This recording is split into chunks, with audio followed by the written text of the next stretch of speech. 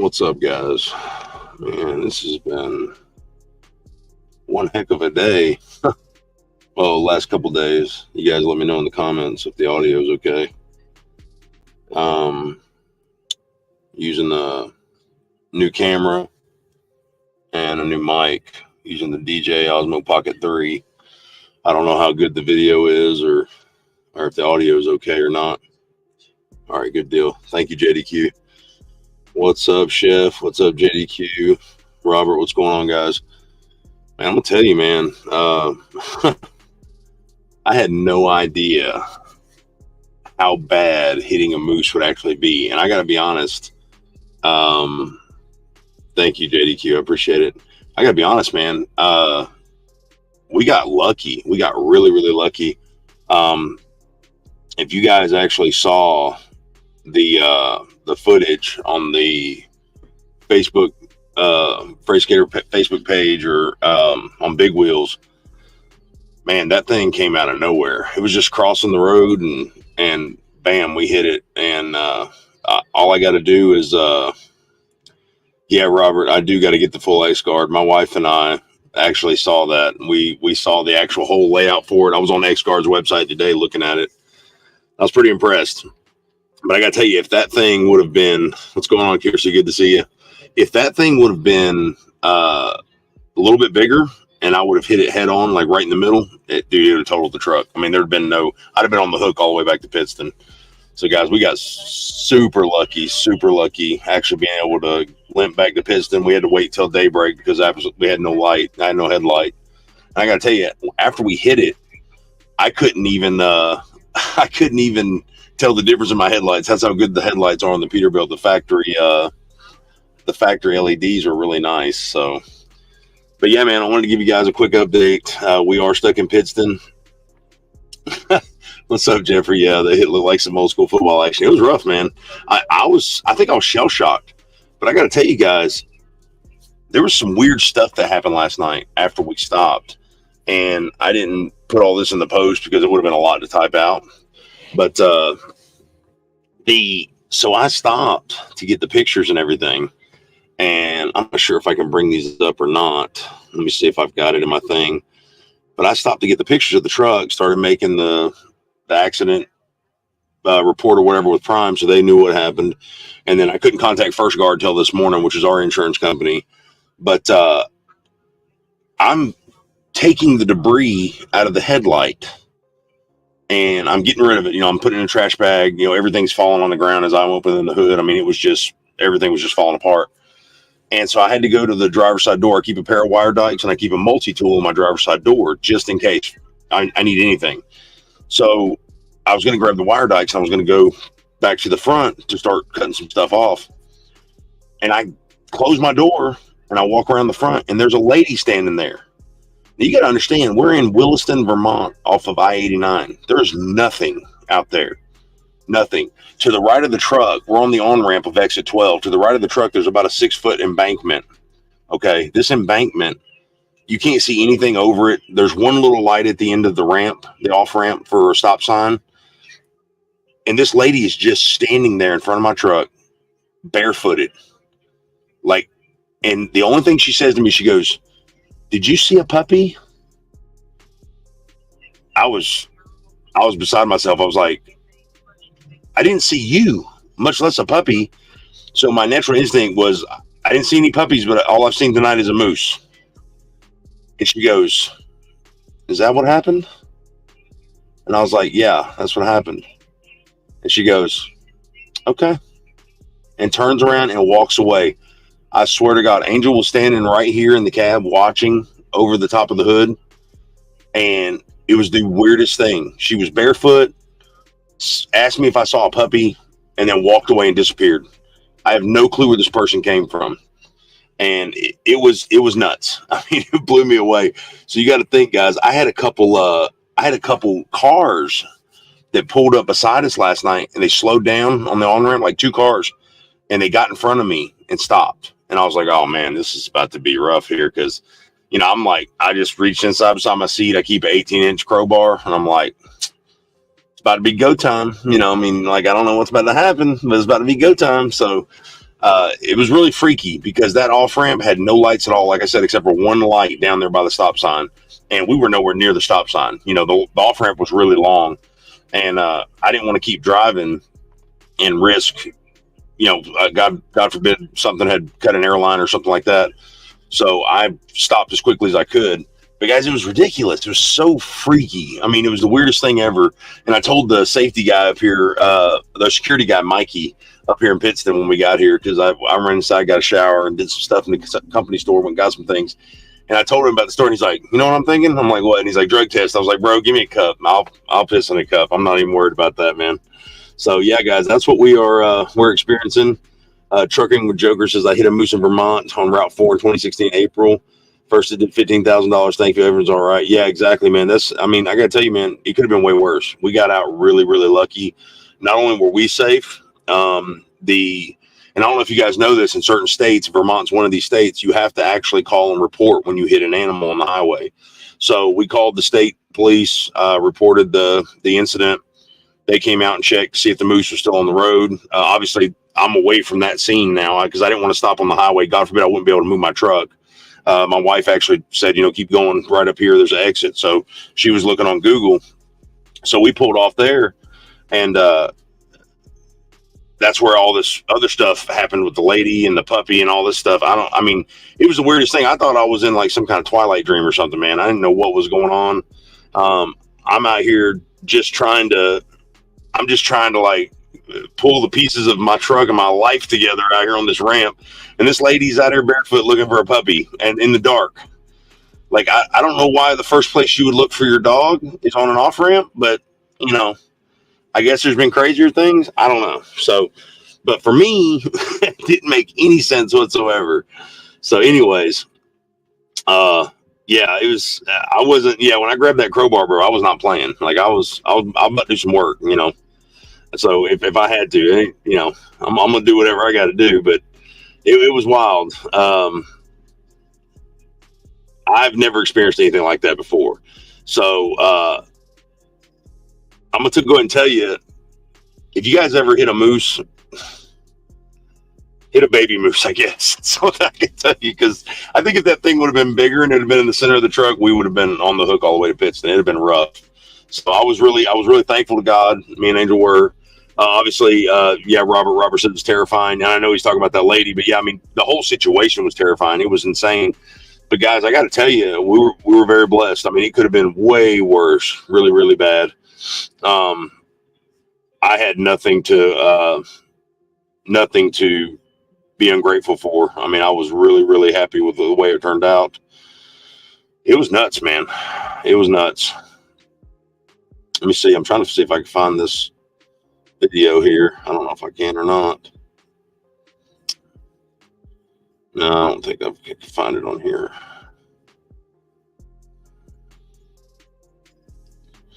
Not sure why.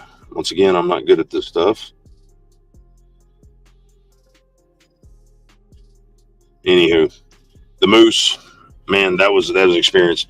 I didn't know if it was an elk or a moose, so I put the video up. A lot of people said it was a moose. So, I mean, that's the way it is.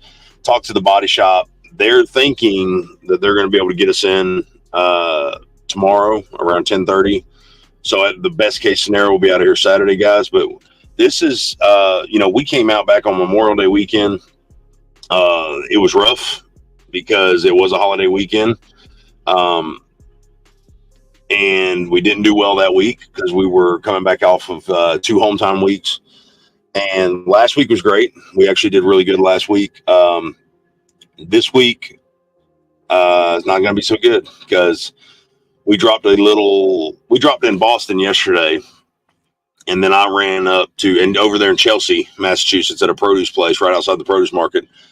And then we had a little 200-mile run that paid like $600. We ran it it was going from Waterbury to St. Albans. So we had like 190-mile deadhead. It was like 238 miles total. And then we ran to St. Albans. But after that, after I got unloaded in St. Albans, I was headed to Norwich to go get another load for in the morning, Norwich, New York. And I didn't get 25 miles down the road. And that's when I hit the moose. So for some reason, man, God had other plans. And sometimes you just got to roll with it, man. I mean, this kind of stuff, this is the crazy stuff in trucking that they don't tell you about when you guys come in to do this stuff, is this kind of stuff right here. We had it all planned out. I mean, I was supposed to drop in Louisville. What was it? Friday morning, supposed to drop in Louisville. And now I'm sitting in Pittston. I mean, we were lucky to make it to Pittston. I had no left headlight, no left turn signal, no left marker light on the front of the truck. And literally, I mean, if DOT wanted to start something, they could have. I mean, they could have pulled us over. They could have shut us down. They could have done whatever. And by the grace of God, we made it all the way to the house. I mean, all the way to Pittston without getting a ticket. It was amazing. So I was really, really blessed about that. Craig says, love the videos, man. I appreciate it, dude. I love doing them for you guys, man. I'm hoping it's useful to some people. Yeah. And thank you, Craig, for your support, man, on the channel. Brent says a male moose is like 9 feet tall at the shoulders. You think that's big? Bro, check out an Irish elk. So I was looking, because like I said, I was trying to figure out if this was a moose or elk. I had no idea. So I decided I'm going to take and Google this and see what this was. And I'm trying to find, like, because, all I saw was the butt of the animal, when I hit it in the video. And I couldn't find anything on that. But it shows an elk, then it shows a moose, and then it shows an Irish elk. And so the guy standing there, I guess he's, in that diagram is probably about 6 feet tall. The Irish elk is like, massive. I'm talking about probably 11 feet tall at the antlers. And I was just like, holy cow. Like, I can't imagine seeing that thing. I know what I hit last night was tall enough to slap my mirror all the way to my glass. I mean, the head of that thing hit my mirror all the way to my glass. And I had to take a bungee cord and wrap it around the mirror arm to hold the mirror in place for us to get back. Because if that mirror would have fell off, there is no driving that truck back to Pittston. You can't drive these trucks without mirrors. There's no way at all. So we had absolutely no choice but to just make do and do what we had to do. But yeah, JDQ says, thankfully, that big thing didn't come through the windshield. It very well could have, the way it came up and slapped that mirror. Yeah, exactly, man. That right there would have been, oh my God, man, that would have been rough. He says, you ain't a little, 412 says, Mouse says, you ain't a little dude. You got a weapon on, man. They're going to be hurting. Yeah, a moose could kill you very easily, even in a truck. So this is the crazy thing. So when we reported it at Prime, she goes, you guys okay? I'm like, yeah, I'm good. So we're good. We're safe. And she goes, what about the moose? And I was like, what about the moose? She's like, yeah, did you go check on the moose? I was like, is that something people do in Vermont? They just go check on moose? Like, I was like, this thing was an adolescent. I was probably just barely, big enough to feed itself. I mean, like, you think I'm going to walk out there and go check on this moose? Like, what, this thing's mom somewhere? Like, there's no way, dude, I will die. Like, that moose is on its own. Like, I'm gonna let the state trooper check on the moose, the one that's got the gun. Because I'm not going to be able to do anything with the mama moose, much less, not that thing. I won't be able to do anything with it, much less, a mama moose. Oh man, no. Man, that's one thing you'll never see me doing is checking on moose. Okay. You're going to be like, man, what's Freight doing, man? He's out there checking on moose, bro. I mean, I just, that's what he does. No, I'm not checking on no moose. You think I'm crazy? I'm not going to go check on a moose. No, it was ridiculous. Check on the moose. How's the moose doing? Me and the moose had a great conversation. The moose said he was all right. We exchanged information, and he actually texted me when he got home to let me know he got home okay. So yeah, the moose is doing great. I don't know what the moose is doing. Who knows what the moose is doing? Craig says, I've been driving 3 years company and learned so much to help me in my next phase when the time is right. Be safe. You too, Craig, man. Be safe, brother. I don't know why that thing was doing that. I was just scratching. It's got that active track on it, so I guess it was freaking out because I was doing that. Says, imagine that call to Ari. Yeah, I need a tow tray at the fire department ambulance. Some drawers come on or pull. Yeah, no, man, not me, bro. Mouse says, check on the moose. Oh, God, man. Some people, I tell you, hey, there's this guy hit a moose in a car and has a YouTube channel. It's pretty funny. Half his body doesn't work. Oh, my God, you got to look him up. No, man, I don't know. That's his heart, dude. That's terrible. That's god awful, dude. I couldn't imagine, dude. I'm not getting out there and wrestling a moose, dude. No, that's just not going to happen. So, guys, there's a lot of stuff been going on, man. I've been seeing a lot of YouTubers, like, coming after Prime YouTubers. We got other Prime YouTubers going after Prime YouTubers. I don't know. Everybody's getting ruthless now. Everybody's got something to say about trucking. We're seeing slight increases, in some certain areas of freight capacity. And if I watched a channel called Trucking Made Successful. It's a lady named Miranda, and she's very smart, very intelligent. And if you guys watch Trucking Made Successful, to give you an idea on how things are week to week, but she showed a chart the other day that was pretty interesting. It actually shows the freight capacity versus the operator capacity. You know, our trucks, carriers, trucks, registered DOTs, basically, and MC numbers. And the freight capacity before COVID was, let's just, say it was here.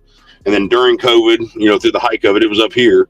And then now we're back down to here. Well, the problem now is, just like we said in the last couple of videos on the Where's the Freight video and stuff like that, the capacity for operators is way too high. So, guys, I'm going to tell you, we're going to be doing some videos about coming into trucking and stuff like that. But right now, I'll be honest with you guys, the capacity for drivers is so high. That's why we're feeling the hit. What we're feeling. And of course, you got people in the comments, I'm not feeling anything. You're in the wrong company and all this stuff. No, man. If contract freight's feeling it, dude, everybody's feeling it. I'm going to go ahead and tell you. And it's not just one company. And if you are one of those lucky ones that haven't felt it yet, count your blessings. You know what I'm saying? So I hope you don't feel it. I really don't. But it's not just Prime. It's not just any other company. It's everywhere. You know what I'm saying? So we got to get that capacity down. The FMCSA just released an update about they're going to start really regulating the conditions and regulations that go along with carrying a DOT and MC number registered with the FMCSA. Because there's I can't even quote the percentage. Miranda did a video on it, but there's 18% of the registered FMCSA or the FMCSA DOT and MC numbers that aren't even legit. They don't have legit addresses. They don't have EIN numbers. They don't have contact numbers.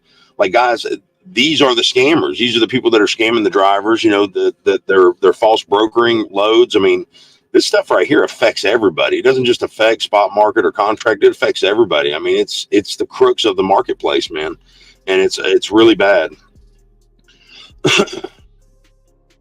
Raj says, thank God you're okay. Yeah, Raj, thank you, man. I really appreciate that, dude. 100%. Do I have to get a loaner truck now? No, I do not. Thank God. So we talked to the body shop, Mike, today, and he seemed like he might have been too busy to get us in this weekend.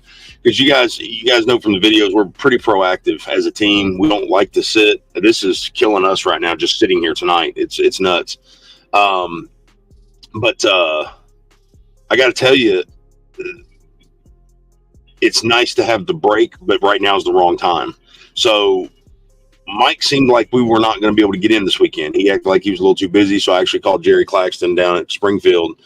And I'm not going to lie, guys. I was about to go pick up the headlight for this truck is $1,500 for one headlight, one driver's side headlight. And I am not going to lie. I was about to get one from Peterbilt. I was about to have a PO invoiced out, and I was going to tie that joker in and get all the way to Springfield.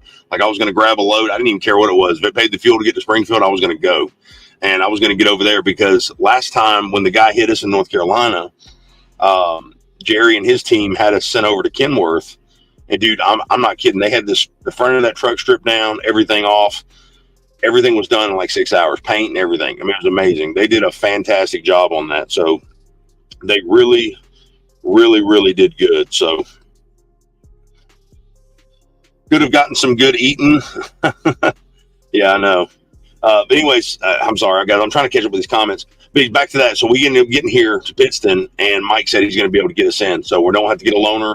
We're going to be able to jump right in the shop tomorrow, hopefully about 10 o'clock. And he's thinking we'll be out of here by Saturday at lunch. So that's what I'm hoping. So let's see. Every company owners and company drivers, hourly LTL guys are feeling it. Don't let anybody tell you any different. Yeah, I know, man. And like I said, there's going to be people there's just one guy that, man, he went after Prime guys. And I understand there's a lot of us Primes have YouTube channels. Okay. I'm not going to deny that at all. I don't know what the fad of it is, other than the fact that, just sharing your experiences. That's what it should be about, is sharing experience, knowledge through experience. But then that's what it is for me. But I think a lot of these guys come in and they start watching these YouTube videos, watching Prime YouTubers, and then they come in and they do the same thing. and a lot of it ends up being controversy. There's a lot of clickbait and stuff like that, and everybody wants to talk about their best week in the industry. Guys, this industry is ruthless. You know what I'm saying? If you've never had a regular job before, okay, if you've never had a regular job, you living in your grandma's basement playing Xbox, don't go trucking, okay? Don't go trucking. If you don't have any integrity, common decency, or common sense about yourself, don't go trucking. Like, seriously. Like, there's enough of the BS out here on the road. You know, everybody's, for the industry's been pushing a driver shortage for the past 10 years. We don't have a driver shortage. You know, the industry doesn't need drivers right now. I'm going to go ahead and tell you. And as a company that trains, being with a company that trains and having a referral program and everything, believe me, I love the referral bonuses. Okay. But I'm not going to, it is for the sake of a referral bonus, work up something that's not real. Okay. The industry's flooded with drivers right now. We don't need any more drivers. I hate to tell you. And whoever says we do, you are living in fairy tale land. I mean, you go anywhere after 4 p.m. and try to park a truck, it's impossible. Okay. There are more trucks on the highway than there are regular four-wheelers. I don't care what anybody says. It's insane. And that's the problem that we're having right now with the freight capacity. Freight capacities have leveled off. They're where they were before COVID. But there's now, when COVID shot up, everybody went crazy. Everybody's like, oh man, truckers are the only ones making money. Let's go buy a truck. Let's go do this. So what did that do? That drove prices up for trucks. It drove the demand up for freight because everybody's at home buying everything. Everything was great for about a year and a half. Okay. Everybody got a little piece of the pie.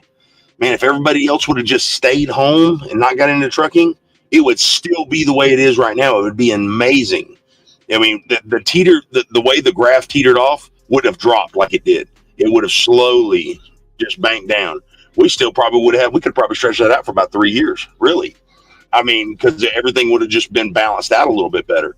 But man, it's just like anything. Like if somebody finds, if you're out there looking for treasure and somebody finds out you're looking for treasure, well, guess what? Next thing you know, you got 20 different groups looking for the same treasure. So when you find it, everybody only gets a little bit. There's not, the people that were already in it getting a bunch. So let's see what this is.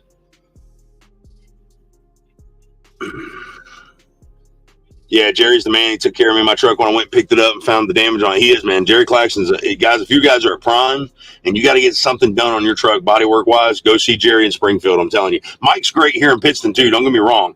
And I'm having really good experiences with both of these guys. They're just fantastic. I mean, Prime's got a lot of great resources and great people that are here. I mean, Prime's been really good to us. And like I said, man, what works for me may not work for everybody else. It's up to you to figure out what's going to fit you the best. Let's see what Gemini says. I pulled the trigger, jumped to a 2-year lease purchase on Flatbed, doing all right, but sometimes I wonder if I should have stayed company. That's the thing, man. Right now, it's going to be tough, guys. If you are in here and you're wanting to buy a truck and everything, all I can tell you is this: if you're already in trucking and you can survive this, okay, what's going on right now, you'll be better prepared for the next cycle downturn. But I'm going to tell you, there's one thing you got to remember: trucking's not going anywhere. Okay, the asphalt's not going anywhere. We got to have it. It's a mainstay in America's economy. It's got to be done. I don't care what they say. They can put out electric trucks, autonomous trucks, whatever they want. You still got to have drivers. You still got to have somebody sitting in that seat just in case anything goes wrong. You still got to have somebody fueling the truck. It's not, somebody to charge it. These things aren't going to be able to do itself, guys. So, I mean, this industry is a mainstay in the American economy, man. It's not going anywhere. But I can tell you this: it's a cycle. You talk to any of the old guys, they're going to tell you straight up, this is the way it is. It never changes. It's always like this. So, Brent says, there's so many trucks on the road yesterday when I drove through Arkansas, man. Yeah, it's crazy, dude. It's ridiculous. I mean, it's almost, I feel bad having a driver code like that people refer. And guys, don't get me wrong. If you're hell bent on coming to Prime, that's your thing. I'm not going to stop you guys from coming to Prime. But I can tell you right now, I know the industry does not need drivers right now. It's time for us to conserve and like kind of pull back on your expenses, conserve, be efficient, proactive, and consistent. Like, the industry is flooded with carriers right now, flooded with drivers right now. I mean, there was a time like we were adding like 250 to 500 carriers a week. Now we're losing 100 to 200 carriers a week. So in the marketplace, it's a purge. It really is. It's a cycle purge. The industry has to go through it, because if not, guess what? The rates are always going to stay low. The capacity for freight's always going to seem low because there's so many drivers. And that's the reason I say, when I say it's a shipper's market, when I say that term, when I use that term, I'm telling you, because when a shipper has 10 loads, but there's 100 carriers that could possibly haul it, what do you think they're going to do? They're going to find the lowest one every time. Okay, you haul it for $2 a mile. Oh, you're going to haul it for $1.80. Oh, you're going to haul it for $1.20. Of course, they're going to take the $1.20 until the service stops being met and their customers start complaining. That's the issue right there. So, you know, the trucking's very much like the stock market. I mean, there's going to be peaks and valleys. I mean, it's going to happen. I mean, it's just the way it is. So and if you watch the stock market and you watch the economy a little bit, you kind of learn a little bit about it. They kind of coincide nicely together. You got to keep an eye out for world news and the news in the United States, what's going on, stocks and bonds, trades. I mean, it really makes a difference. Robert says, only the strong will survive. Cut out home expenses. Focus on business. There will be another 21, 22 eventually, but not anytime soon. I agree with you, Robert. It's the way it is, man. Like I said, it's a cycle downturn. We're looking at stabilization right now and possibly going up. You know, I don't think that the freight, after looking at Miranda's chart the other day, I don't think the freight is bad. I think that with the amount of carriers on the road, it's suffocating the market. Okay. We are we're a victim of our own design. Everybody got into, and Miranda even said this, everybody got into trucking at the right time. The problem is they all committed to these high truck payments. Truck prices went through the roof. Everybody did whatever they could to get into trucking, and now they're paying for it. Because guess what? All those carriers, everybody's not at home anymore spending money frivolously. Okay, everybody's crazy spending is done right now. Everybody's trying to conserve a little bit. You know, with the election year and everything going on with the economy, inflation, everything, you know, I mean, everything has gone up, everything. And people are kind of, you know, hanging back a little bit. So that brought the market back down to a stable area like it was before COVID. But you still got all these carriers hanging around, you know, and yes, some of them are going out of business. Unfortunately, don't get me wrong, guys. I don't think for one second that anybody should have to go out of business. I'm not wishing that on anybody. And like I said, some people are going to blame it on foreign drivers and stuff like that, and that's a big issue as well. And I don't blame them for wanting better for their families. My issue is I blame the industry. That's exactly what it is. I blame the industry 100%. And I've actually got a video that's going to be talking a little bit more about this. But guys, if you actually follow the industry that you're in, and you follow the industry that you're wanting to come in, okay, you can actually look at these. Man, Nick, I appreciate that, guys. Dude, listen, okay, Nick, thank you so much. I want to tell you, thank you so much. God bless you. But I will tell you guys this. If you super chat, just remember, YouTube gets most of that money. So you guys just like the channel, share the videos, and Nick, God bless you, man. Thank you so much. But guys, I promise you, you don't have to super chat, though. I really mean that 100%. YouTube's going to get most of that money anyways. But dude, I do appreciate that 100%. God bless you, Nick. Thank you so much. But if you follow the market, guys, you guys will start seeing different correlations between things. Okay. Different correlations in certain areas you're in, states. I think Miranda said that out of the entire 48 continental United States, there was really only 4 states that had more than one truckload, one load per truck. That was California, Mississippi, Louisiana, and Alabama. And that was last week. Guys, flatbed's doing a little bit better because we're in the time of year for flatbed. But when you're talking about dry van, it's just completely fell off. It's doing its best just to stay afloat. Reefer is slowly increasing, but staying steady, slowly increasing. But guys, the industry is making it hard, is what it is. Everything from automatic trucks to when they revised the CDLA test last year or the beginning of this last year, taking away the 120 point pre-trip down to 37 points, doing away with the alley dock, doing away with the parallel. This stuff affects us. It affects us because trucking used to be a skilled trade. Trucking used to be a trade that you had to work for. Okay. There weren't people back in the 70s and 80s that were just sitting around being like, yeah, man, smoking this joint. You know what? I think I'm going to be a truck driver, man. It's so easy. No, they would be like, oh man, you got to go through this much school. You got to go through this. You got to pass this test. You got to make sure that you're not on dope. You got to do this. You got to do that. Bro, it was a big deal. Like you had to work at it. Now, man, you got these 21, 22-year-old kids, man. They're like, Well, graduated 3 years ago. Grandma's kicking me out. Might as well go be a truck driver, sit on my ass and not do nothing, And that's exactly what we got going on right now in the industry. So, guys, if you're coming out here to be a driver, do your research. This lifestyle career. It's not just a career. It's not just a job. It's a lifestyle. Should be respected. Respected among one of the highest occupations in the United States of America. One of the most valued occupations in America. And I can go and tell you, except for the military, trucking is something you have to dedicate your life to just about. I mean, yes, there are sweet gigs, man, where people get, man, I'm bringing home $2,400 a week. I'm home every night. I'm home every weekend. And that is great. I love hearing stories like that, because that means, guess what? There are companies out there that take care of their drivers like that. They do good by them. And that's amazing. But guys, when a lot of times guys get in here and they see these videos, they see other videos, and they think for themselves, man, it's just so easy. I just sit on my butt all day long, look through a windshield, and I can just hold a steering wheel. And that's what the industry has made it. That's the reason why everybody wants to do it. Well, guess what? When everybody starts cutting the pie into a million different pieces, the people who are already here don't get the piece of the pie. And then you wonder why the old school guys can't stand the mega carriers and stuff. And it's true, because the industry has made it so easy for anybody to get in. Don't blame Prime. Don't blame Swift. Blame the industry. The industry is what's doing it. And the industry is the one that's pushing the driver shortage. It's a lie. It's a scam. Okay? I mean, there is no driver shortage at all. I can promise you guys that. Million Mile Man, what's up, brother?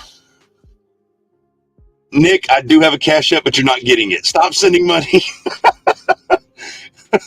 I'm not sending my Cash App. Guys, my channel is not a GoFundMe channel. I promise you guys. So I love you guys to death, but please, man, save your money, guys. Spend it on you. Spend it on your family.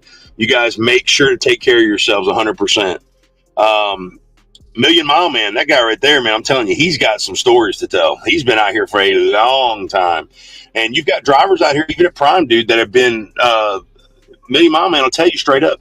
He has been in the industry so long. He's seen all kinds of different sides of it. Company, lease, owner op, all this stuff. He's actually got a mini fleet with his brother. Guys, it's hard right now. Okay, it's hard. Everybody wants to jump in and cash in. Okay, man, I'm a cash in, I'm a cash out. But guys, you have to work at it. You have to dedicate it. You're only going to get out of this asphalt what you put on it. This is not an easy career. People get into this and they think I used to be one of them. My wife's stepdad, he would come home. He ran for a company called McLean, and MBM, which is now McLean. And he was a regional driver. He would go deliver commissary to Chick-fil-A, Hardee's, stuff like that. And I'm going to tell you guys, me and my wife ran a salvage yard. We were in the auto recycling business I was in there for about 13, 14 years. She was in there from 05 till we left in 17. So she was in there for 12. And I'm going to tell you guys, I thought I worked hard. Okay. We would work, man, 100 hours a week. We would work from, I think it was like, we'd be there at 8 o'clock in the morning, and we wouldn't leave till like 6 p.m. And then after we shut the front door of the shop, man, I was out there putting a motor in a car, a transmission in a car, a rear end in a truck. I was doing something because I did side work. I also did custom work too, audio, sound systems, Lamborghini doors, suicide doors. I did all that stuff. We built cars, all kinds of stuff in the back of that shop, dude. And I miss it tremendously. I love that. I love doing that kind of stuff. But I will tell you, I thought I worked hard. Okay. And turned around. Nick, I'm about to block you, man. Stop doing that. You're making me mad, bro. Much love, bro. I love you guys, man. You're awesome. But I'm gonna go ahead and tell you, I thought I worked hard, and then we would go over there, and I would help my wife's mother a lot because I wanted her to know that I loved her daughter and I loved her too. So we would do whatever we could for her mom. Anything she needed, we were out there cutting the grass, whatever. And her mom was great to us. Her mom still is good to us. She's the only mom I got right now. My mom's passed away, and that's my mom now. So, but I'm gonna go ahead and tell you, I would watch her stepdad come home, and I'd be like, "What is?" He would eat, he would shower, he would eat, and he would go to bed. He would sleep for 24 hours. He'd be gone for 3 or 4 days, come home, and he would sleep for 24 hours. And I'd be like, "The guy's just sitting on his butt all day long. What's he got to be tired about?" Let me tell you, young buck, something. Okay. I still feel like I'm relatively young. I don't feel like I'm really old. Okay. I'm 42 this year. All right. But I'm going to tell you, this is the most physically, emotionally, mentally demanding position I've ever taken in my entire life. Other than putting my life on the line, on the front line of a war, I cannot imagine anything more stressful, except for being the president of the United States, okay, and dealing with all that issue. I'm gonna go tell you right now, guys, this is insane. We were doing numbers and stuff for our taxes for this year the other day, and I'm just thinking to myself, you start reading those comments like, man, it'd be better to be company. It would be a lot less stress on that, and you think to yourself, it would be, but like, when you want more, when you come in and you have aspirations to buy a truck or be an owner or start a mini fleet or be something bigger, be the Rob Lowe that started out, guys, you can't get away from it. It's addicting. I mean, it really is. Trucking is addictive, and it's something that you can't, once it's embedded in you, man, you can't walk away from it. And you got guys out here that'll say, man, I wish I'd have never done this. I hate this. I wish I'd have never done this. And then they're back in the truck again. You'll have a day where you were like, man, this right here sucks. I hate this so bad. I can't stand it. And you're done. And the next day you get up, you've got that $4 mile load, that $5 mile load. And you're like, man, this is cherry. I love this. I can't wait to get out there. Guys, it is insane. That kind of stuff right there, it's a high that you can't compare to anything else. I've never worked in a career that made me feel that way. And the way that I do the numbers with On the Revenue, the software that we use, On the Revenue software, the way I do those numbers, guys, it's like a challenge for me every single day. And that's really what I loved about flatbed so much, was the simple fact that it was a challenge, guys. I mean, you look at it, wasn't just regular freight. And don't get me wrong, every driver in every division has their own place. But with flatbed, it was more than just shutting the doors. You know, it was more than just putting a load lock in. It was something where you were proud of it, dude. When you took that tarp and you laid it out like it was art, like you painted it on that load, bro, that was something different, man. That was a whole different level of accomplishment. And you can look back on that load while you're driving down the road and realize that, man, that thing's not moving. It's perfect. And you hear that guy on the CB, yo, what's up, Prime, man? I like that tarp job you got. Bro, that made it all worth it. That made that hour and a half you spent out in that 110-degree weather, that made it all worth it, dude, 100%. I love that aspect of it. So trucking, man, is you've got to love it. You've got to love it. It's a love-hate relationship, but you've got to love it more than you hate it. Because, guys, I'm going to go ahead and tell you, you are giving your entire 168 hours a week. People want to talk about how you only work a 70-hour week. You don't work a 70-hour week. Bro, you work 168 hours a week. And don't even break the revenue down that you brought home to the bank, because you'll want to quit right then. Bro, you're going to average out at $9 an hour, $10 an hour some weeks. Bro, it'll mess your mind up. I'm telling you, even as a team, it'll mess your mind up. Guys, don't break it down by the hour. You're going to really hate it. You're going to be like, man, I could go home. But the difference between trucking and something at home is you can work as much as you want to out here. At home, you might have a business that might pay you $20 an hour, $25 an hour, $35 an hour, but you can only work 40 hours a week. Okay? So you're capped. And then a lot of guys say, well, I'm just going to go home and go local. I'm going to go home and I'm going to go regional. That you can do that. Okay? You come out, you get your experience. That's great. You can come out and get your experience. You can go home, you can go home local, you can go regional, LTL, whatever you want to do. But guys, you got to work for that too. That's work. Okay? Them guys are getting up at 5 o'clock in the morning, 30-minute to an hour commute. They're working 11-hour days. A lot of them local places want you to work 11-hour days. Not all of them, some of them. And then once you get off, you're getting off at 4 o'clock, 5 o'clock again, not getting home till 6, 7. You spend about an hour and a half with your family. You take a shower and you're crashing, bro. And you're right back up and doing it all over again. And guys, it's all about what you want to get out of the industry. So basically what I'm trying to tell you is know what you're getting into before you jump out here. And I'm going to promise you right now, this is not something to play with. This is not something to just come out here and try. This is not you're not picking out a different cereal off the counter and trying it for the week. No, bro, this is people save up for years to get into trucking. They change their entire lifestyle to do this. It's not just a job. You're not going to be out here just, man, I can just quit whenever I want. Prime will tell you, and every other lease company will tell you, you can go home as much as you can afford. Guys, you have to plan ahead for that. It's not something that you can just like, I'm just going to go home for a month and to heck with it. Well, guess what? You go home for a month and you let those fixed costs build up. That $1,400, $1,500 fixed cost build up. If you have a brand new truck like we do, we're paying it off for four weeks. Bro, you come back out and you're in the hole $6,000. And you're talking about, well, I can go home anytime I want. Bro, you better have you some bank put up. You're not going to come out, man, and go home for a month, man, and then come back out and be profitable. It's going to take you 3-4 weeks to get back in the green. You got to plan it strategically, guys. And so with us, when we went home, we had it planned, came back out on Memorial Day weekend, came back out early. We actually came out 3 days early, and we still brought home money that week. We did the video, you guys saw it, but we had some negative we had to catch back up.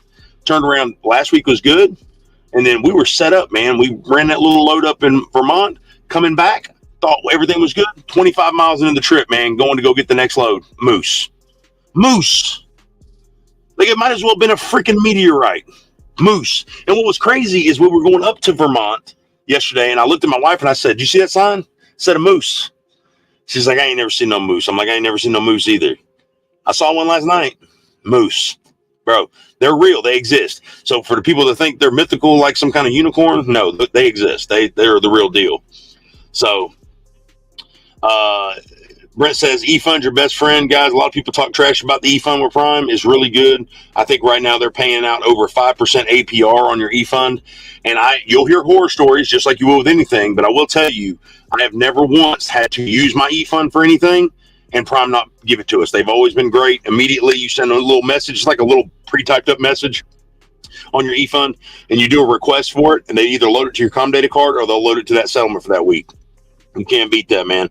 You're getting like basically for every, I think it's like $100,000. If you do the APR just right, anything over 5%, you'll be banking over $100 a week on your own money. So Prime actually pays you to keep your money in your eFund. So that's a pretty good setup. I don't know a savings account or a CD that you can actually go do that at. And guys, and that's the thing about it as well with this channel. Everybody, this is a trucking channel. This is not a Prime channel. Okay, so you got to remember that we love Prime. We appreciate the opportunity they've given us 100%. Have no issues with Prime, whatever. We have we're in our little niche over here. Okay, guys, I want anybody watching this channel to be successful however you want to be successful.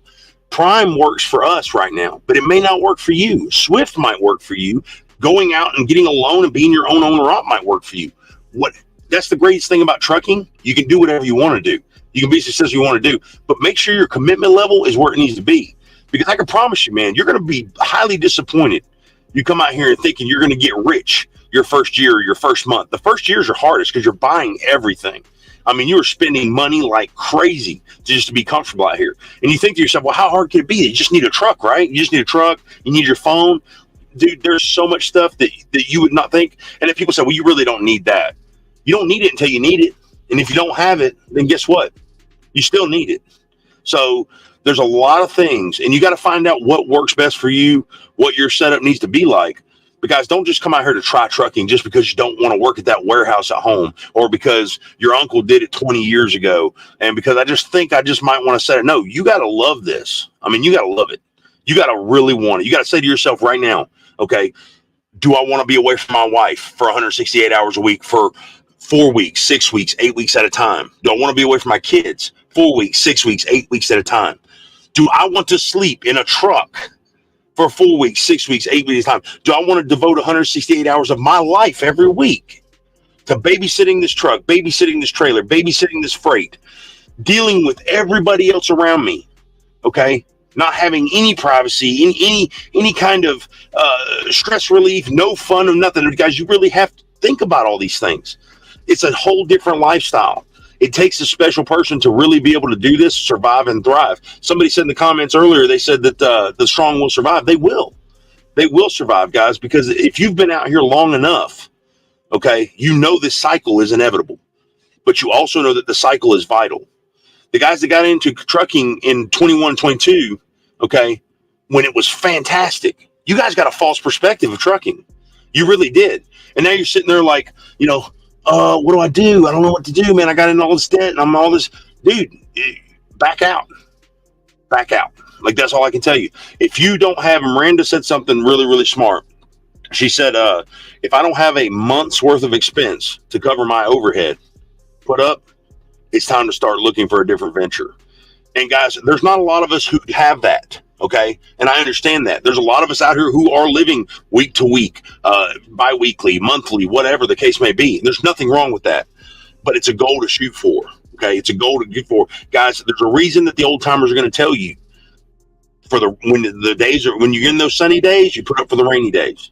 It's the truth. It really is. I mean, you never know what's going to happen. Just like the moose. The moose is the whole topic of this whole live, man. If it wasn't for this is a variable. Nobody knew like the moose was going to come out. Like I didn't know the moose was coming out or whatever. If I knew the moose was going to be there, I would have been able to dodge it. But the variables in trucking, you're not going to be able to predict. You can only predict so much, and you can only control what you can control. So the biggest thing you can control is how you operate, your professionalism, your expenses, okay, and how you handle things, how proactive you're going to be, how consistent you're going to be, how efficient you want to be. Guys, control what you can control, but don't come into this industry with false expectations thinking you're going to be a millionaire in a year. I'm going to be able to pay a truck off in a year. Guys, this industry's rough. It's savage, bro. And if it's not the carriers or the brokers coming after you, bro, it's the other drivers. There's so many drivers that the brotherhood of trucking, man, is fading. It is fading 100%. Like, it's really bad. Like, you can't even get guys to move. You can be broke down on the side of the road on the shoulder.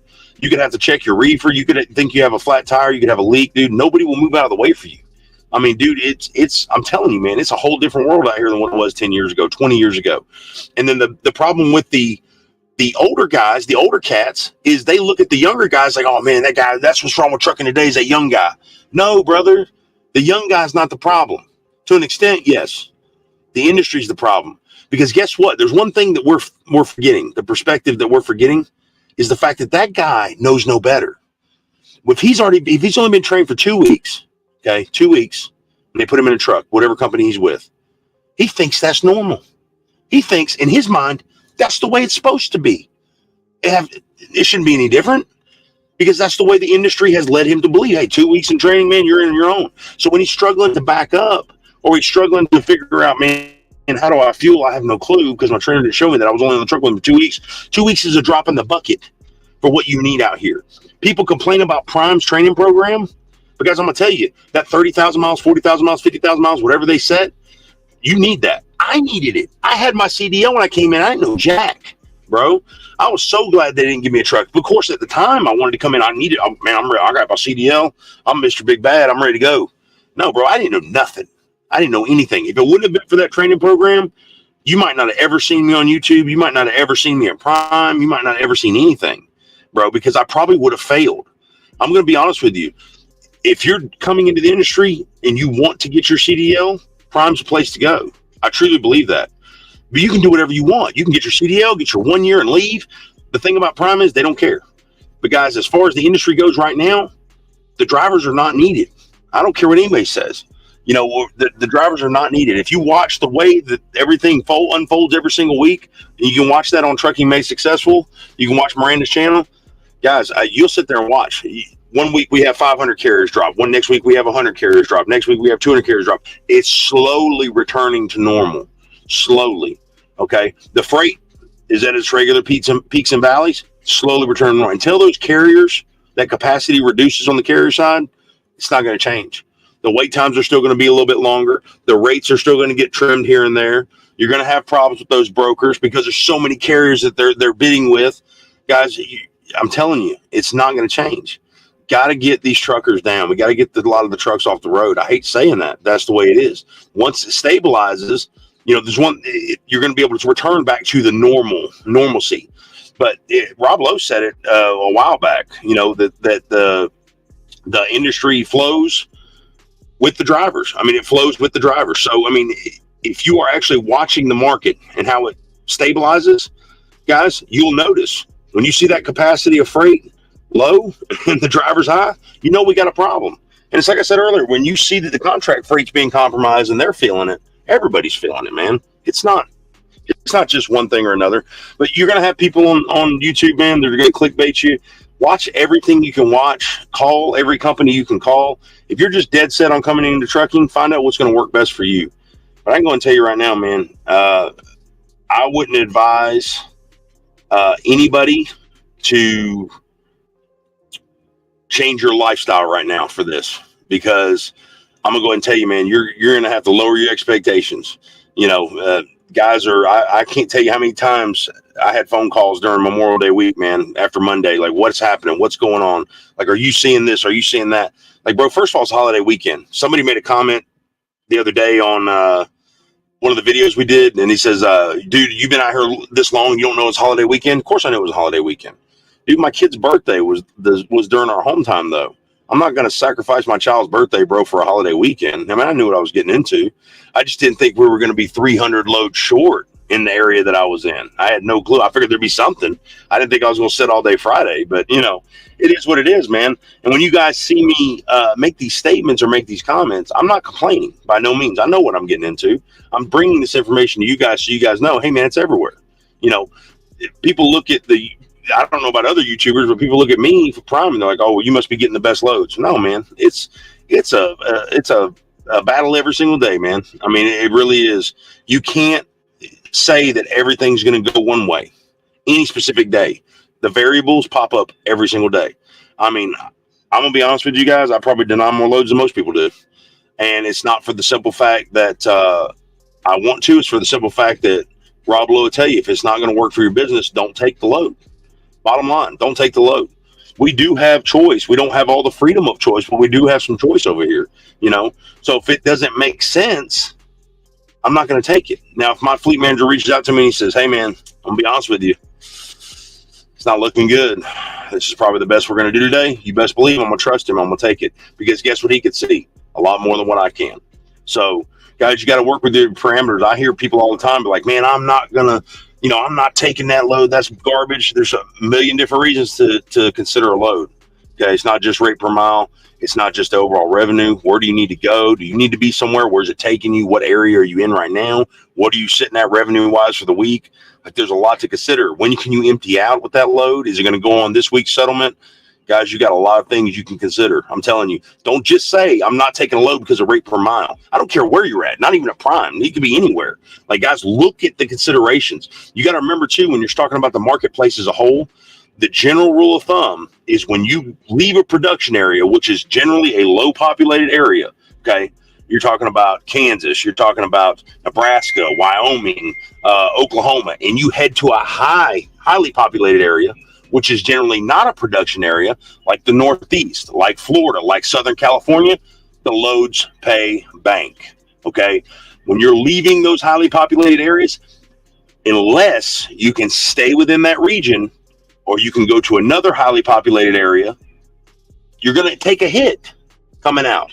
That's just the way it is. It's not going to change. You know, and one of the biggest things that just eat me up in trucking is the backhaul. I hate that term, the backhaul. You know, you hear about it. Oh, that's a backhaul load. I'm in Florida. It's a backhaul area. Bro, the way I look at it is, do you want your freight pulled? If you want your freight pulled, it shouldn't be a backhaul area. That's just the way it is. And guys, I'm going to try to get to some of these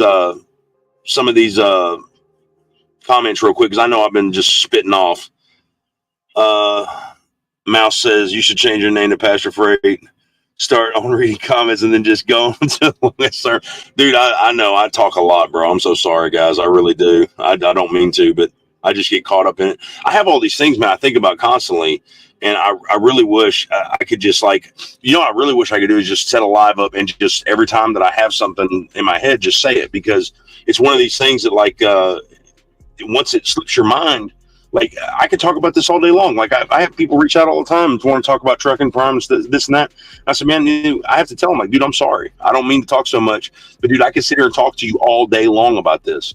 Like, you talk about one topic, you can talk about lumpers, and it's going to break off into 50 different stories, 50 different topics, 50 different scenarios, 50 different variables. And from those 50 different scenarios, you break off into 50 more each. So, I mean, it's crazy. Trucking is such an expansive wealth of knowledge. Like, you'll hear people all the time, yeah, man, I'll do this. I know this. I know this. Bro, you will never know everything. You won't even know 10% of everything. Bro, I know just enough to get myself in trouble. Like, that's what I know. Like, you know what I'm saying? But I try to give the knowledge that I have out to whoever so they can have a different perspective. They can at least have some kind of benchmark to say, hey, look, okay, I know this is happening here. I know what's going on there. I know how they're doing. I at least got some kind of idea. Because, guys, there's so many people that will just clickbait for views. I know my thumbnails, they're colorful and all that stuff, but it's not clickbait. You're always going to have some information in whatever you watch on the channel. It's never going to be, I'm not bashing anybody. I'm not talking trash about anybody. I don't have any hatred towards people. It doesn't bother me one bit. Like, I want everybody who's on YouTube and trucking, whatever, to be as successful as they possibly can. But guys, there's certain things that you need a non-biased opinion on. I love Prime, but is Prime the perfect company? No. Is Prime working for us right now? Of course it is. Would it work for you? I don't know. That's up to you. You know what I'm saying? If you, the problem with the industry, the big problem with the industry is that people want to generalize human beings based on the name that's on their door, the trailer they pull, or what division they're in, or what region they stay in, or how they pull freight. Are they an FTL? Are they LTL? Are they regional? Are they local? Are they OTR? But man, we're all human beings, bro. We're all out here trying to survive and thrive. How can I hate on one man's business when he's out there feeding his family, bro? Just because you're successful the way somebody else isn't doesn't mean that they're not successful. You know what I'm saying? I mean, everybody's different, bro. You know what I'm saying? You can't sit there and say that what works for one person is going to work for another.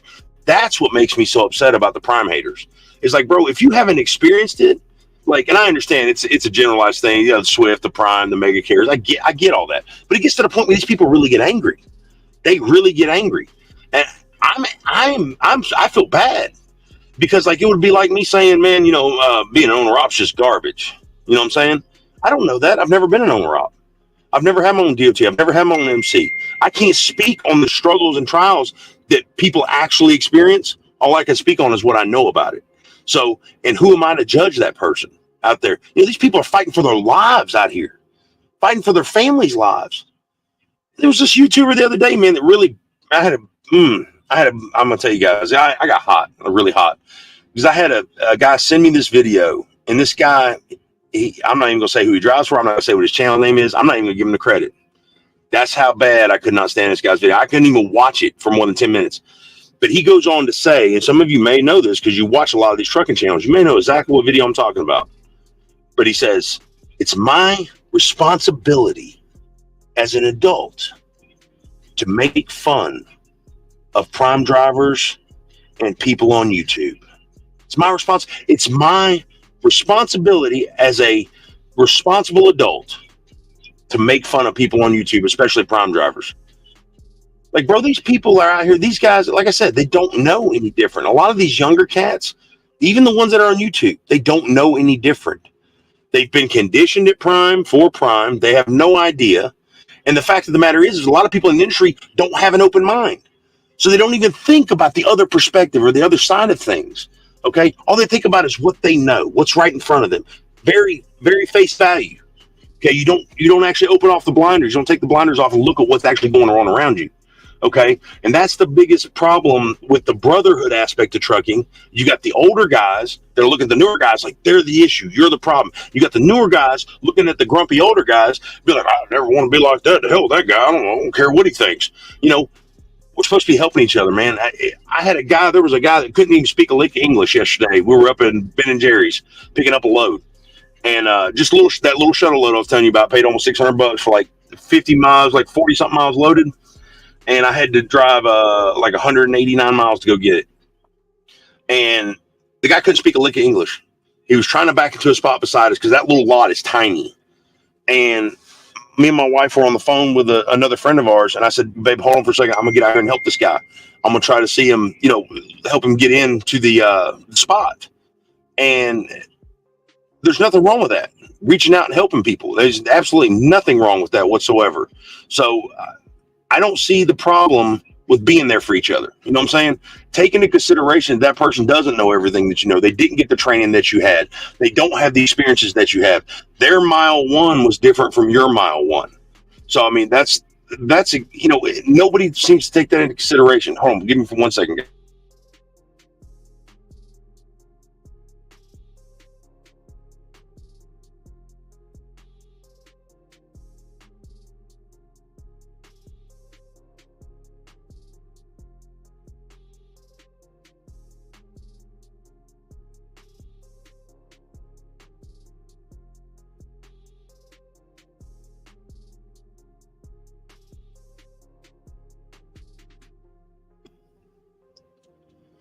Guys, that's just a little rant. I'm not going to let this thing go longer than an hour. I really appreciate you guys watching.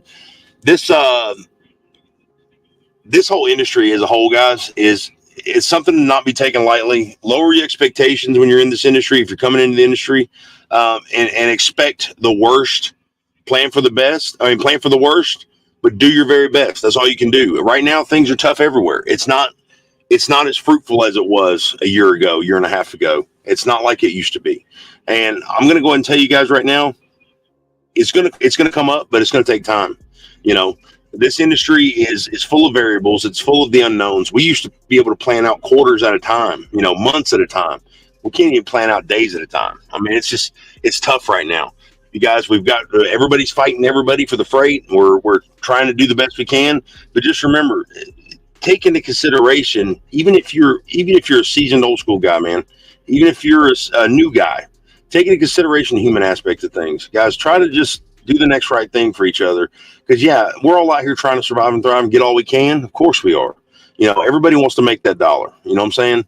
But try to be just a decent human being. It doesn't take much. You know what I'm saying? To be a decent human being, get out and help people. Do what you can for somebody. Do what you can. You don't have to have a camera rolling to do that. You don't have to have somebody patting you on the back. Just do it because it's the right thing to do. You know, it's really the easiest thing in the world to do. It doesn't take much to be a decent person. Thank you, Nick. I appreciate you, man. God bless, buddy.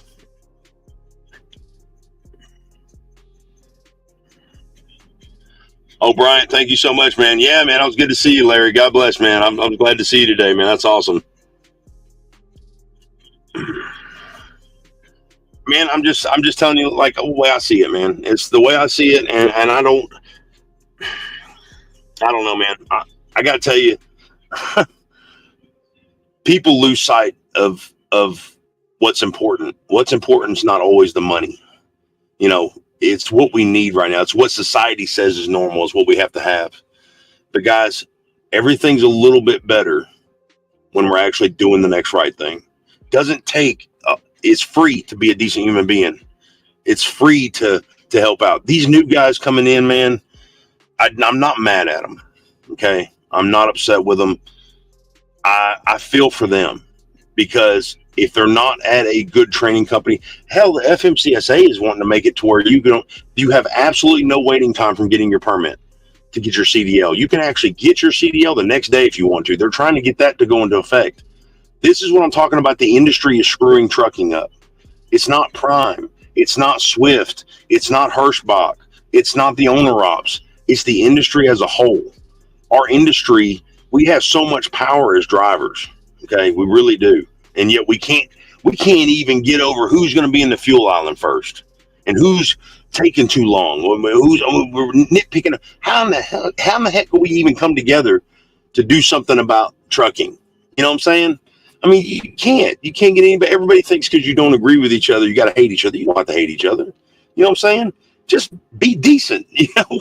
But the new guys, they don't know. Like, give them a chance. Like, help them. You know, talk to them.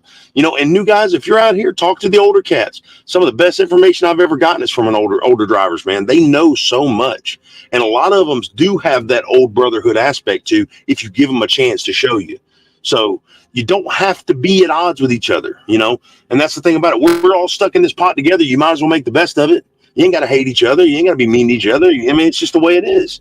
You know, what else are you going to do? I can tell you this. From flatbed to reefer, the flatbed side is totally different from reefer as far as the people aspect goes. Man, reefer, you show up in a dock or a warehouse or something, you come check in. Hey, good morning. How you doing? Paperwork. They don't even say hello. You just take the paper. They look at it. Yeah, go wait in your truck. We'll be out there. Yeah, okay, all right. Flatbed, man, you show up at a job site at 6 a.m. and you're not supposed to be unloaded till 7. Yo, what's up, man? How you doing, man? So you want a cup of coffee? Just come on in the trailer, man. We'll get you a cup of coffee, bro. Such a different feel, different aspect. The human aspect is alive on that side. Reefers, man, it's like zombies, bro. I mean, it just, you know, paperwork, dock door, shut up. We'll call you when your trailer's ready. It's like, dude, what in the world? It's a totally different world, man. The human, you wave at reefer drivers all day long. Like, what's up, man? Just like Caesar from Planet of the Apes, you know, that dead stare. That's the way they are, bro. They're just, boom, just gone. I mean, it blows me away. The human aspect is just missing, man. It's MIA. But guys, much love. Nick, man, you're too much, bro. Love you too, bro. Much love. Let's see. I'm going to read a few of these comments, guys. Let's see here. We'll kind of touch base. Noah Sutton, my lease is up next month. my truck only gets 65 miles per gallon. Should I buy it or turn it in and get a Freightliner? P.S. My truck's at Kenworth with a Cummins. No, man, fuel prices have actually been going down. I'm not saying they're going to stay down, and I'm not sure how you run your truck or whatever, but I know I've been spoiled. I mean, these newer trucks, they get really good fuel mileage. We're always at the right just below 9, over 9.5. And I'm very spoiled with those trucks, these newer trucks. And the PACCAR really gets really good fuel mileage. But no, whatever is working for you, man, what you need to do is sit down with those numbers and crunch what you're saving on a truck payment per month versus how much extra you're spending. You can take your 6.5 miles per gallon versus an 8.5 mile per gallon average. You can do an 8 mile per gallon average.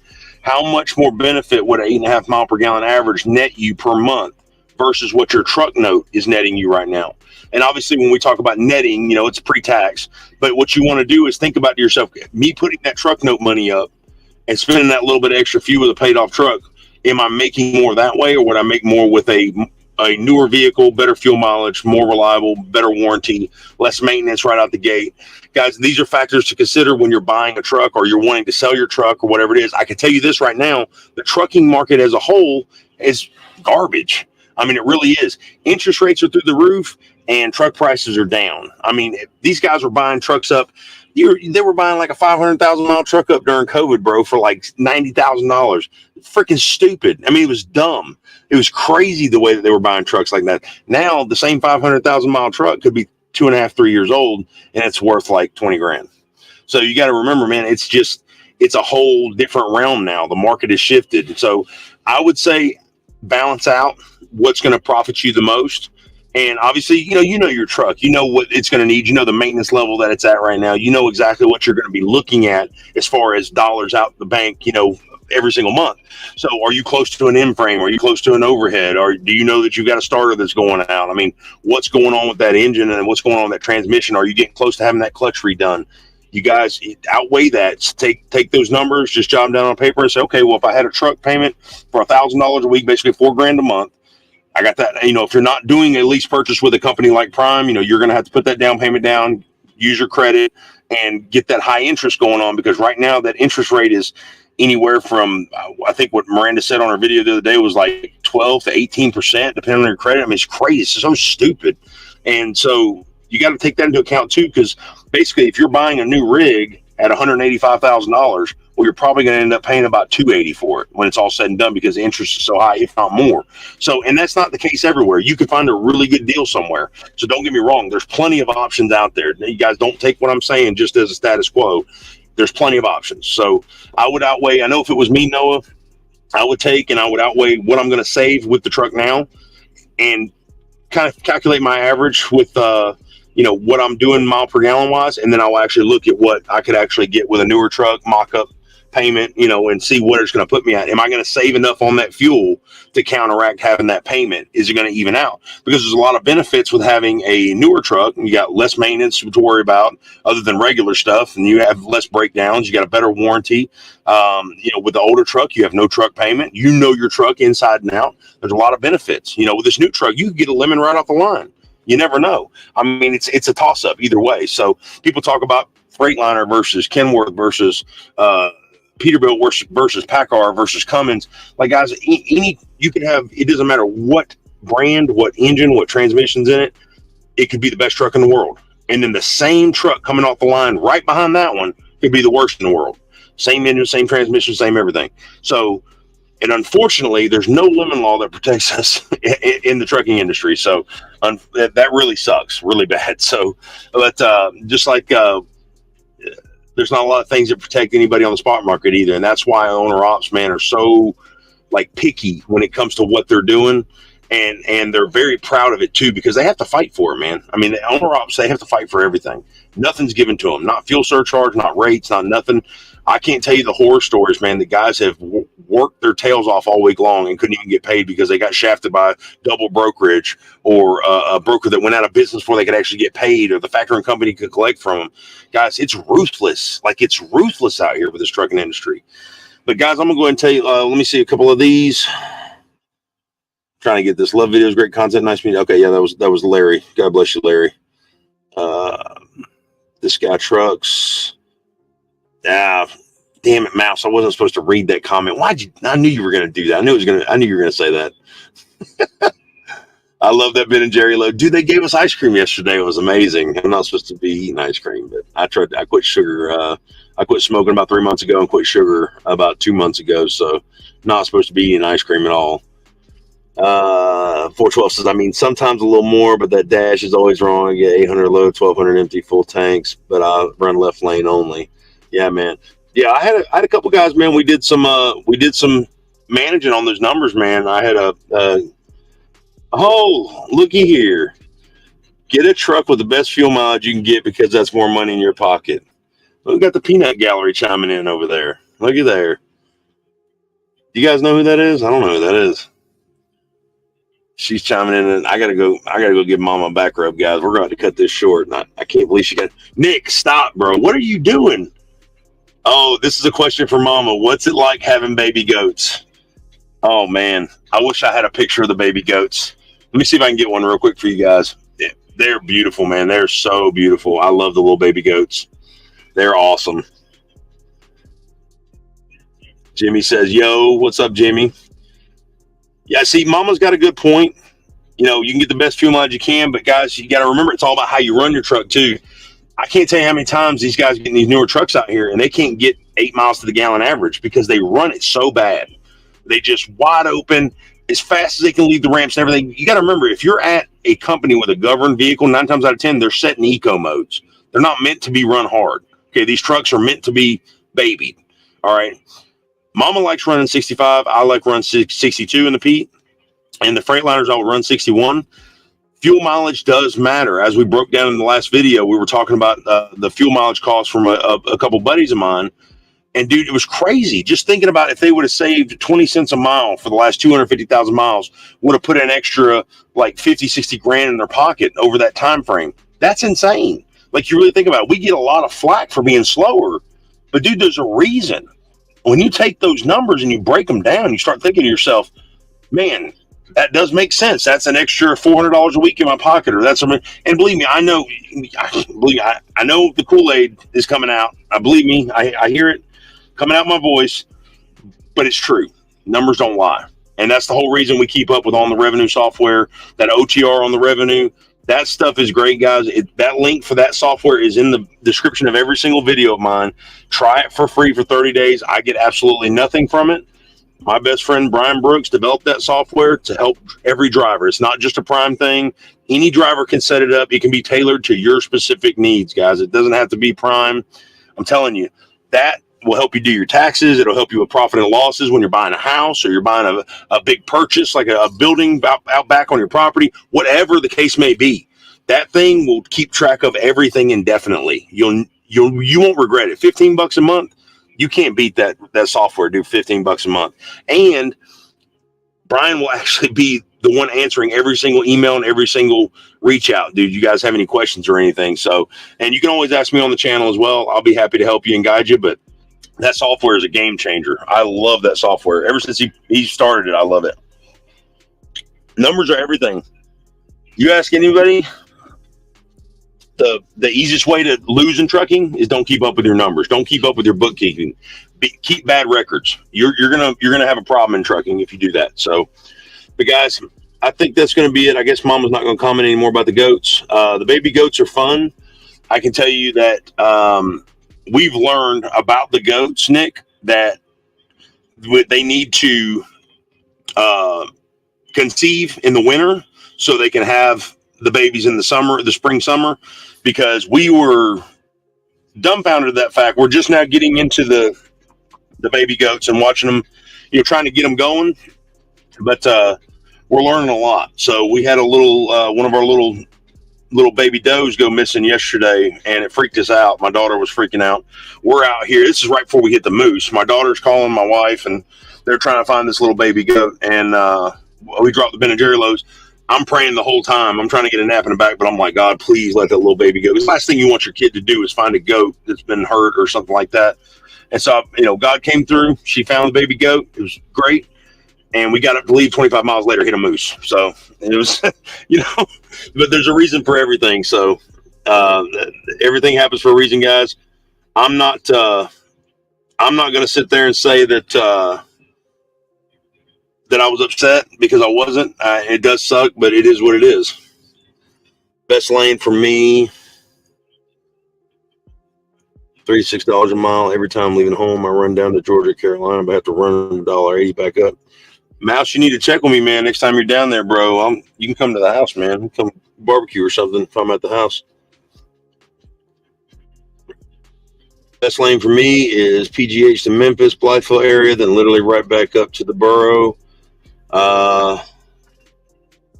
JDQ, I got 70-mile trips, paying about $356 a piece. That's a good rate right there, man. The wait time sucks. Some days I'm in and out. Yeah, Jacob, you got a cherry thing up there, dude. I love your setup, bro, down there in Louisiana. You got a really good setup.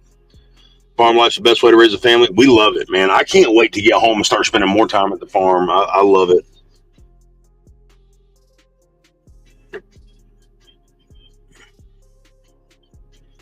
Definitely. Love the farm life. Love the goats. Guys, thank you so much for everything. I know it's I'm not going to do the 3-hour live today. I'm going to go give Mama a back rub, and we're going to chill out for tonight. Tomorrow, we're getting the truck in the shop. I've got a couple videos that's going to be dropping the next couple days. I'm doing my best trying to be as proactive as possible with this stuff. If you guys have any topics you want to see, please leave them in the comments. I do my very best to check these comments daily. Mama's got a really good video she had an idea for that's going to be dropping pretty soon. And it's for anybody that is going to be coming into trucking. If you are coming into trucking, this is going to give you an idea. This is going to be a video that's probably going to last a long time, because it's going to give you an idea on what the basics you need to have with you when you start, and the basics that you need to have when you get your truck. So if you're hell-bent on coming into trucking, guys, I'm not going to stop you. But I'm going to go ahead and tell you right now, as it is, you're not going to see the fruitfulness of trucking until everything stabilizes a little bit better. I can tell you that much right now. So thank you so much for watching, guys. Till the next one, guys, stay safe, stay driven, stay focused, and stay loaded. And God bless. Freight Skater out.